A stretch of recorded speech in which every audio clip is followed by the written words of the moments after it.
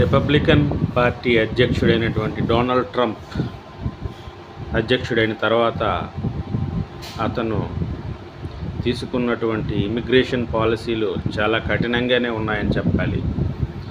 Especially మన భారతీయులకి, అలాగే చైనీయులకి, కొరియన్లకి, విదేశస్తులకి. వీళ్ళు ఏంటంటే యూనివర్సిటీల్లో స్టూడెంట్స్ హైరింగ్ ఉంది, కావాలి, సీట్లు ఉన్నాయి, రండి అంటారు. ఆ తర్వాత వర్క్ వీసా ఉంది, స్పెషల్ కేటగిరీ స్కిల్ వీసాలు ఉన్నాయని రమ్మంటారు. తీరా అక్కడికి వెళ్ళాక అక్కడ ఎలక్షన్లు అయిన తర్వాత రిపబ్లికన్ పార్టీ పోయి డెమోక్రటిక్ పార్టీయో, లేదా డెమోక్రటిక్ పార్టీ పోయి రిపబ్లికన్ పార్టీయో వస్తే ఇమిగ్రేషన్ రూల్స్ టైట్ చేసేస్తారు. పాత డాక్యుమెంట్లన్నీ తిరగేయండి, రీ ఎంక్వైరీ అంటారు, అల్టిమేటం అంటారు అనేసి ఒక డెడ్ టైం ఇచ్చి మళ్ళీ రివ్యూ చేసి వీసా అప్లికేషన్ రివ్యూ చేసి అప్రూవల్ అయిన వీసాలు కూడా క్యాన్సిల్ చేసేసి వీళ్ళు ఏదో పాపం కడుపు జరగక ఏదో పార్ట్ టైం జాబ్ ఎక్కడైనా చేస్తే యూనివర్సిటీ ఖాళీ సమయాల్లో వాళ్ళ మీద వెళ్ళి రైడ్ చేయడం. సో ఇవన్నీ అన్నమాట. ఇప్పుడు ఈ మధ్య సౌత్ కొరియాకి అమెరికాకి స్నేహం ఉందన్న సంగతి మనందరికీ తెలిసిన విషయమే.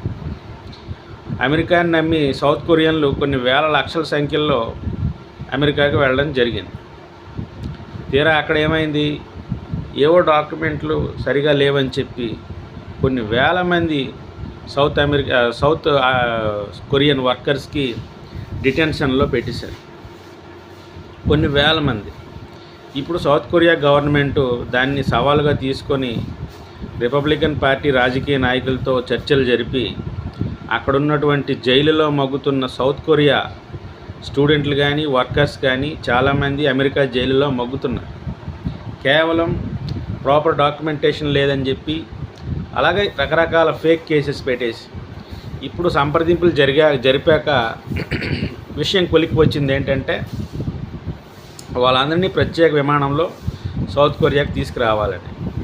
ఇలాగ మన గవర్నమెంట్, భారతదేశం కూడా ఆలోచించాలి.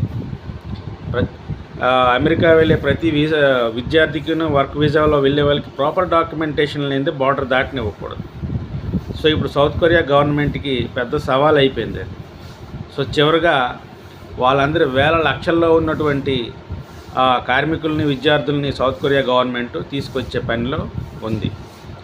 సో ఇదేంటంటే రిపబ్లికన్ పార్టీ కానీ, డెమోక్రాటిక్ పార్టీలు కానీ ఇవి ఒక పాలసీతో ఉండవు, ఒక నిర్ణీత ఆదేశపూరితమైనటువంటి ఒక ధోరణితో ఉండవు. ఎప్పుడు ఈ రూల్స్ మార్చేస్తాయో చెప్పలేము.